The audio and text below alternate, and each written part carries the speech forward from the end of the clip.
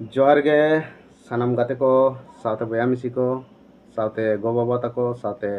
सानाम माजी अपुñ को सानाम को गे इया अंतर जापा रेना सोहाग दुलर सावते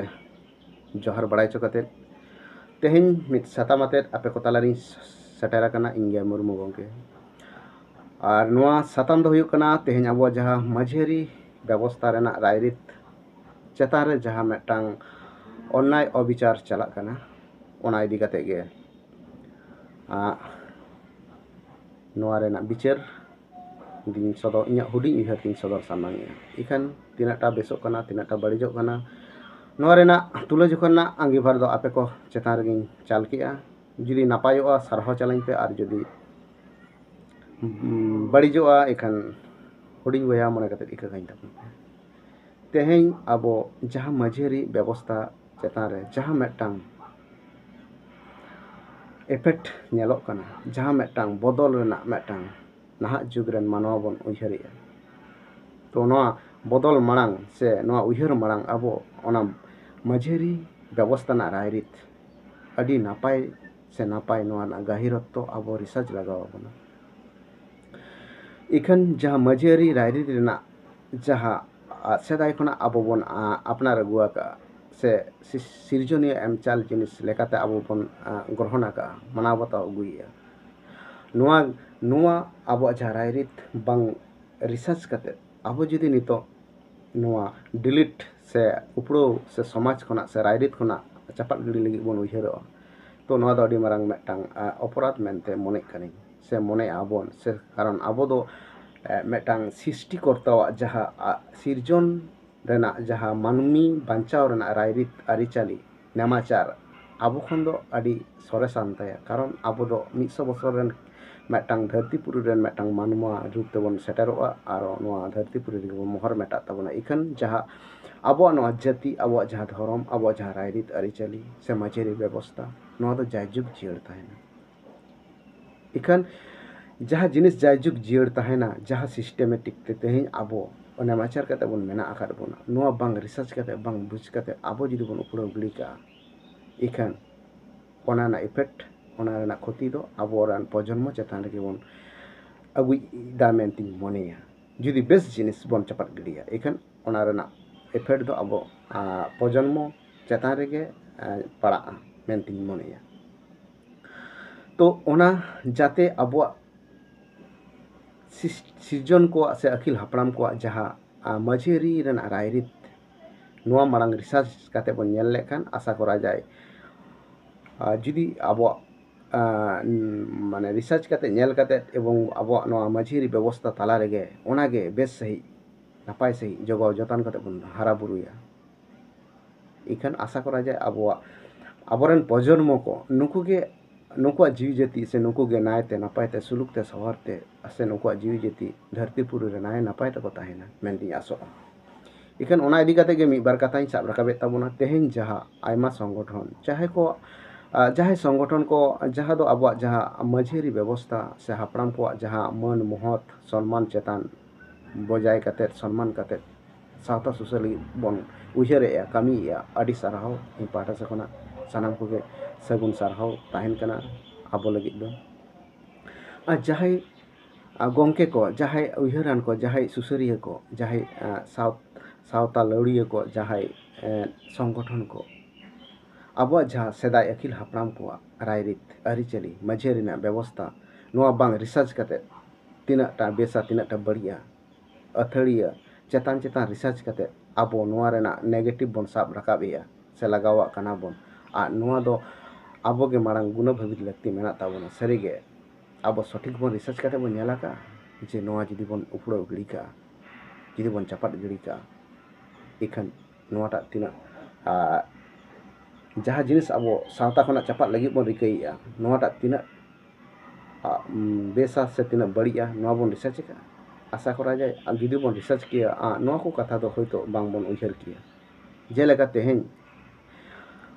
सरासरि मेन गे नापाया जे तेहेñ जहां सालखान मुर्मू गंके तेहेñ सेंगेल आदिवासी सेंगेल अभियान नितुमते मेटांग संगठन बनाव आकादाय संगठन बनाव दो सानाम हड़ाग गे अधिकार मेना बनाव दाड़ियाम ओना दो आपान आपाने उयहर कना व्यक्तिगत उयहर कना भावना कना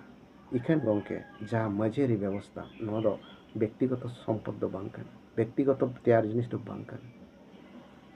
जतो खना मारांग उयहर लगती मेना आन ताबोना जहाँ मजेरी व्यवस्था मेना आन ताबोना से तैयार आकान ताबोना ओना दो अकोय व्यक्ति लगी दो बांग ओना दो सान्ताड़ जातिया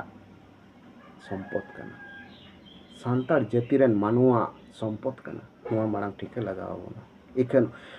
जहाँ सान्ताड़ जातिया सम्पद रे दुड़ुब कते जहाँ जुदी बेबड़ी ओना रेना आया व्यक्तिगत फायदा लुटो लगे चेष्टाया इखान ओना सम्पद दो बांग भूल बनो आनतेया उनी व्यक्ति की भूलिया इखान ओना सम्पद खना दो उनी व्यक्ति की छुडा ना पायोवा इखान सम्पदम छुडरा नवा मा सान्ताड़ जाति की मालटो आमा सम्पद जुदी आमेम छुडरा आम मालट डहार गे थम ताहेना ओकारे आमा ओड़ा जुदी आमेम रपुत तमा ओकारे असुलो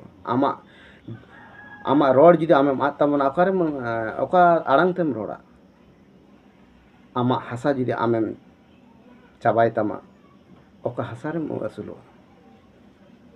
ताहले आमा जहाँ अमूल्य सम्पद मेना नवा दा आम बांचाव लगा इखान नवा सम्पद चेतान रे जहाँ व्यक्तिगत लेकाते को व्यवहारिया नुको तो अब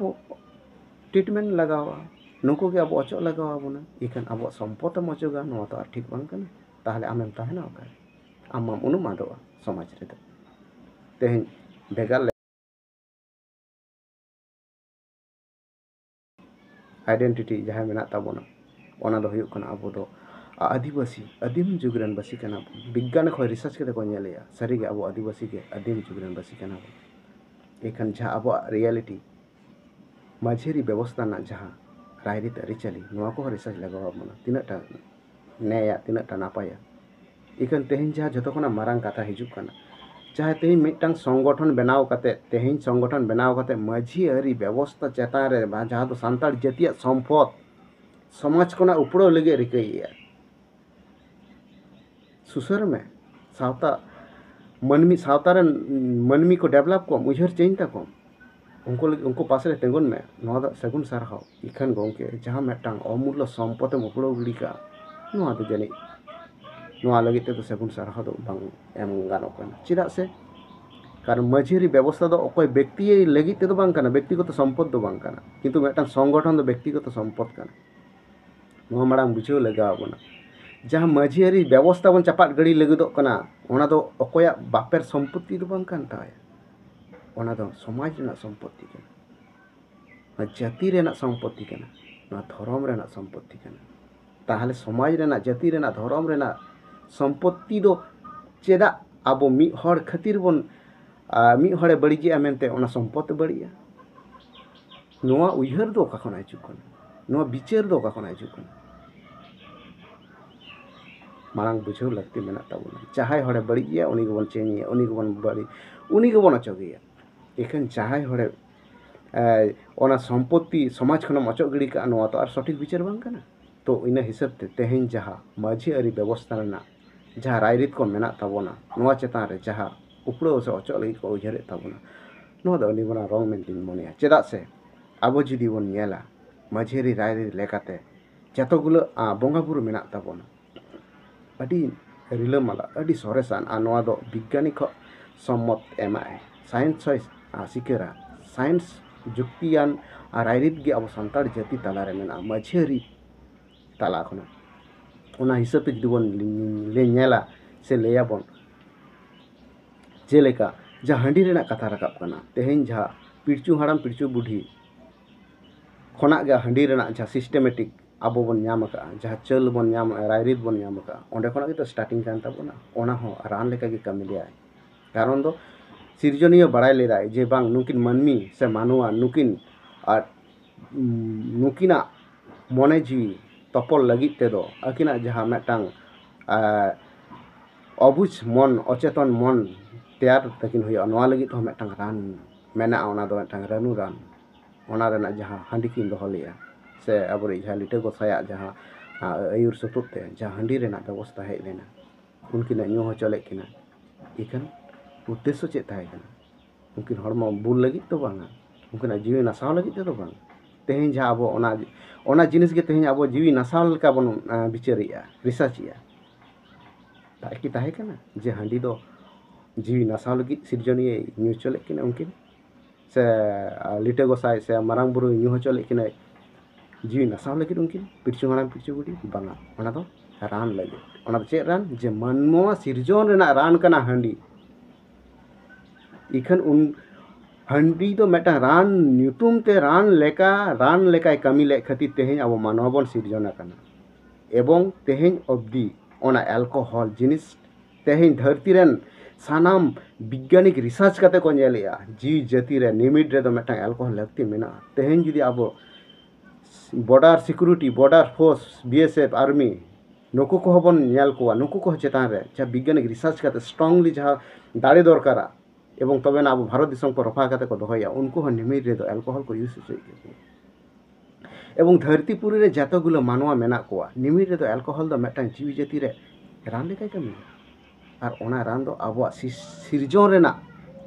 रेहेट कना एल्कोहल सिरजोन रेना रेहेट गे रान गे तेहन अब बन देवा सेवा बंगा बुरिया बन हांडी ᱧᱩᱛᱩᱢ ᱛᱮᱫᱚ ᱵᱟᱝ ᱨᱟᱱ ᱧᱩᱛᱩᱢ ᱛᱮᱜᱮ ᱮᱠᱷᱟᱱ ᱦᱚᱸ ᱡᱮ ᱨᱟᱱ ᱚᱢᱩᱞᱞᱚ ᱢᱤᱫᱴᱟᱝ ᱥᱚᱢᱯᱚᱫ ᱚᱱᱠᱟᱜᱮ ᱟᱭᱢᱟ ᱡᱤᱱᱤᱥ ᱢᱮᱱᱟᱜ ᱟᱱ ᱛᱟᱵᱚᱱᱟ ᱦᱟᱺᱰᱤ ᱥᱮ ᱨᱟᱱ ᱡᱟᱦᱟᱸ ᱵᱚᱱ ᱞᱟᱹᱭᱟ ᱦᱟᱺᱰᱤ ᱥᱮ ᱦᱟᱺᱰᱤ ᱫᱟᱜ ᱥᱮ ᱨᱟᱱ ᱫᱟᱜ ᱵᱚᱱ ᱞᱟᱹᱭᱟ ᱤᱠᱷᱟᱱ ᱱᱚᱣᱟ ᱨᱮᱱᱟᱜ ᱵᱷᱩᱞ ᱴᱩᱴᱤ ᱫᱚ ᱵᱟᱹᱱᱩᱜ ᱟᱱ ᱛᱟᱵᱚᱱᱟ ᱵᱮᱵᱚᱦᱟᱨ ᱵᱚᱱ ᱜᱟᱱ ᱞᱮᱠᱷᱟᱱ ᱱᱚᱣᱟ ᱫᱚ ᱡᱤᱣᱤ ᱡᱟᱹᱛᱤ ᱨᱮ ᱨᱟᱱ ᱞᱮᱠᱟᱭ ᱠᱟᱹᱢᱤᱭᱟ ᱤᱱᱟᱹᱛᱮ ᱜᱩᱨᱩ ᱜᱚᱢᱠᱮ ᱦᱚᱸᱭ ᱞᱟᱹᱭ ᱦᱚᱴᱚ ᱟᱠᱟᱫᱟᱭ ᱡᱚᱠᱷᱟ ᱡᱟᱹᱱᱤᱡ ᱧᱩ ᱞᱮᱠᱷᱟᱱ ᱨᱟᱱ ᱞᱮᱠᱟᱭ ᱠᱟᱹᱢᱤᱭᱟᱭ ᱟᱨ ᱡᱚᱠᱷᱟ ᱠᱷᱚᱱ ᱵᱟᱹᱲᱛᱤ ᱞᱮᱱᱠᱷᱟन ᱚᱱᱟ ᱫᱚ ᱵᱤᱥ ᱥᱟᱱᱟᱢᱟᱜ ᱨᱮᱫᱚ ᱱᱚᱣᱟ ᱫᱚ ᱤᱯᱷᱮᱠᱴ ᱦᱤᱡᱩᱜ ᱜᱮᱭᱟ ᱮᱵᱚᱝ नोआ रेना एग्जाम्पल लेकाते तो सानाम जिनिस के नोआ दो सेम जिनिस कना जुदी आम दा हो बर्तिम निया ओना हो क्षति होया दाका हो बर्तिम जमा ना हो क्षति होया एवं जहाँ साइकिल बन चलिया नोहा जुदी बर्तिम चलिया नोहा हो क्षति होया अब बाइक बन चलिया नोहा जुदी बर्तिम चलिया नोआ रे एक्सीडेंट होया एरोप्लेन गाड़ी घोड़ा रान कीटनाशक माने ए टू जेड गे निमिट रे दो रान कना आर अनलिमिट खान भी बिस कना नोआ दो बन बाय दाड़े कना इखन नोआ दो अब सचेतन रेना अभाव शिक्षा रेना अभाव नोआ हांडी व्यवहार रेना अभाव जहाँ लेका अबोरन धर्म रेना हांडी जहाँ लेका व्यवहार को मेन का बना नोआ बन गाड़िया नोआ शिक्षा बन मा को मा समाज रे समाज निये शिक्षा बन मायमा अब जहाँ जिनिस अखिल हापड़ाम को बेना हटो का बना जहाँ को डहार को चे हटो का बना जहाँ निमिट को तल हटो का बना नोआ निमिट चे बाबन हर बाबन शिक्षा को बना सचेत बाबन मा को बना चेदा ओना निमिट तो अब लगती तबन नोआ नितो कमी होरा तो निये कना जे हांडी अब चलका ना व्यवहार अबन गाना ताहले अब होना बात करते अब चे ओना उपड़ो गेबन मने तेही अब जहाँ जाति सत्ता अब जहाँ धर्म राय नोआ जुदी बन उपड़ो गिड़ी का अब बन ताहेना ओका लेकाते उपरंतु नोआ मा नेगेटिव बांग कना अरे बुझे अब बन बनावे कना नेगेटिव तैयार कना बन नेगेटिव हांडिया दोष दो बांग कना दोसा कना अब मनमिया मने रे सचेतन ना शिक्षित ना अभाव मेना ओना दो आरो मेटांग सिस्टम मेना चेलेका तेहेन अब शिक्षा सचेतन अब जहाँ बोगे बड़ी विचार ना दाड़े दो ओकार बन ᱧᱟᱢᱟ शिक्षा तालाते शिक्षा दो ओका ना शिक्षा ते मेटांग बांग्ला ते इंग्रेजी ते इंग्लिश ते शिक्षा कते दो आमा केटाज से केटाज जहाँ दो सठिक शिक्षा दो बाम ᱧᱟᱢ दाड़े ओना दो जानम आड़ांग ते से ऑलचिकी ते जुदुम ऑल पढ़ा तबे ना ओना सठिक शिक्षा दो ᱧᱟᱢᱟ तेहेन सांतार जाति 95% गे चेदा अब अशिक्षित रो मेना बना निये ना मूल कारण कना निये गे कना जानम आड़ांग ते बांग ऑल पढ़ा खातिर गे तेहेन अब अशिक्षित सांतार जाति जा अशिक्षित रेना समस्या ते मालर चला कना जहाँ दो बोगे बड़ी विचार रेना दाड़ी बांगे आबन कना बोगे बड़ी विचार रेना जहाँ पावर दाड़े दरकार ओना दाड़े बाबन अर्जन दाड़े कना ना दो शिक्षा रेना अवचेतन तेगे कारण शिक्षा बनु अंता बरा ओना दो जानम आड़ांग खातिर गे अब नोआ अब जुदी जानम आड़ांग ते ऑल पढ़ाव काते शिक्षित को आबन ताले निहत जतो किछु टोटाली अब नोआ शिक्षा रेना मन महत्व तेहेन अब ना बोगे बड़ी विचार काते एवं जहाँ जिनिस चलका काते व्यवहार नोआ बन उरुम दाड़े किया कारण अब शिक्षा अभाव मेना तबना नोआ गे मूल पॉइंट कना मूल भूल कना मूल टुटी कना इखान जहाँ रोग रेना जहाँ रेहर रे बाम राना कान तीस रोना रोग दो बांग दिसवा तेहेन जहाँ रोग रेना रेहर जुदी बाबन रान दाड़े बाबन ट्रीटमेंट दाड़े अब नोआ रोग बाबन समाज खना बाबन मुक्त दाड़े चेतार ट्रीटमेंट काते दो रोग ना रेहर दो बांग रोग दो बांग समाज मुक्त से शरीर मुक्त बांग हुआ शरीर मुक्त करते गले रोग ना रेहर आगे पांजा नाम हुआ एवं ओना रेहर रे जुदी आम ट्रीटमेंट एवं मेडिसिन एमा ताहले ओना रान मतो रान एमा कान तबे ओना रोग दो अवश्य बेसो गया एकदम ते आर आयमा आयमा बर्ती मेडिसिन एम मांगे ओना दो जहाँ कथा को ले रोग मतो रान नाम लेखान ओना मिद सा निमिट बारिया पिया कैप्सूल ती बेसो आर बाखान दो आम जुदी विदाउट माने रोग मतो रान से विदाउट रानेम जम चे ओना दो पेटी पेटी हजार हजार टाका ना कोटी कोटी टाका ना रानेम जम चो रे ओना रोग दो बाय बेसो चेदा से कारण जहाँ सिरजनीय जहाँ रोग रेना रान रे जहाँ दाड़े एम चला कदा जहाँ रेहेद रे जहाँ दाड़े एम चला कदा ओना दारे जुदी बम पंजा कते बम अगु दाड़े ओना रोग रे बम मेडिसिन बम एम बम तापागा ताले ओना रोग दो भांग बेसो गी एटा मेडिसिन ते दो एटा रान मुरगन ते दो इना इनके गे तेहें अब जहाँ समाज रेन डॉक्टर को मने कान ताबोना समाज रेन ट्रीटमेंट विशेषज्ञ को मने कान ताबोना नोआ दो विदाउट परमिशन से आउट से मेटांग बिना रिसार्च कते के को ट्रीटमेंट ताबोना ताई तेहें अब सान्ताड़ जातिया जहाँ हालत नेलोक काना चिति बिति रेना लक्षण सुसर लेना दो बांग चिति बिति रेना लक्षण नेलोक काना तो सानाम बया और मिसी सावते गोबाबा साथ सानाम दिसो को टिंगे नेहर तहन काना जहाँ हांडी कथा ते आदिवासी सेंगल अभियान एले ताबोना आपे को टिंगे नेहर काना सालखान मुर्मू गंके टिंगे नेहर काना सानाम को के सातारन मानवा काना बोन सेंगल रेन दो बांग काना बोन सानाम को के सांतार समाज रेन मानवा काना बोन सेंगल समाज रेन दो बांग काना बोन सानाम को के सांतार जाति रेन मानवा काना बोन सेंगल जाति रेन दो मानवा बांग काना बोन सानाम को के माझी अरी व्यवस्था रेन मानवा काना बोन सानाम को के सेंगल माझी अरी व्यवस्था रेन मानवा दो बांग काना बोन अब बोगे और बड़ी बन ठिकैमा एवं बोगे बड़ी ठिके कते अब लहा से बन ताड़ाम लेखा निहत बन नापायो गिया और नोआ अब आशा कुकमु पुरो ताबन गिया कारण जुदी अब रंग डहार ते बन ताड़ामा इखान दो तीस रहो आशा कुकमु बांग पुरोनो ताबोना कारण नई से दरिया चला लगी ते दो जहाँ मेटांग सिरजनीय जहाँ बनाव जिनिस मेटांग नाला खोना गे गाडा तेयारो गाडा खोना गे नई तेयारो नई खोना गे सागर रे जॉइन से सागर रे चला ओना दाग दो ठीक ओनका गे जहाँ डहार ते समाज आयुरुआ इखान ओना डहार ते जुदी अब बाबन आमना आबुआ डहार ते दो समाज दो तीस रहो बाय एक दाड़िया समाज डहार रे मेना ओना डहार ते जुदी अब बन ताड़ामा ताहले निहत दो अब बन जुमिदो गिया और बन जितकरो गिया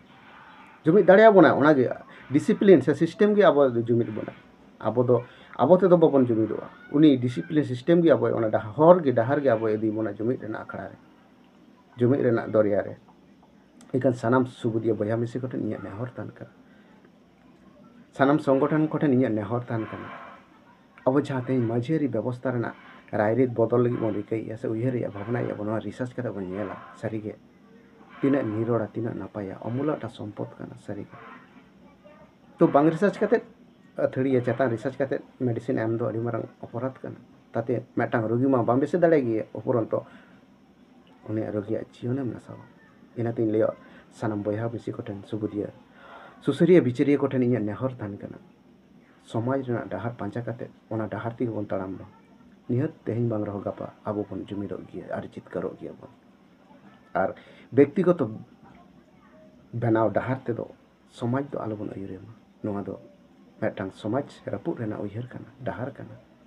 कारण तेहिं आम मेटांग पंडिते बेना आय उनी मेटांग डहारे बनाव केदा आयुर किदे गापा और मेटांग पंडिते हिजुआय उनी मेटांग डहारे बनाव उनी आयुर को नोंका दो चिति बिति रेना लक्षण काना इनाते सानाम सुबुदिया बया मिसी कोठन इया नेहर तान काना सावता दो सानाम होड़ा और सावता रेना डहार दो मेटांग गिया और तेहिं जहाँ जाति धर्म निया से जे तेहिं जहाँ धर्म निया बन अब बन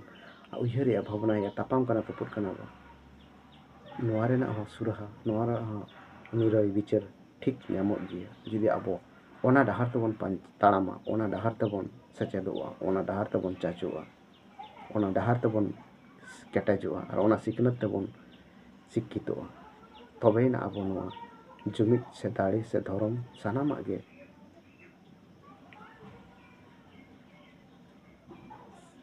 मेटांग जायगा रे पहुंचा आबन ओना सिकनत ते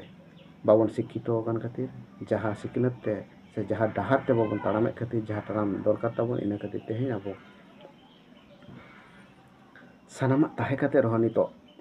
दिशा हारा हर लेका काड़ा हर लेका बन चापो बाड़ाइया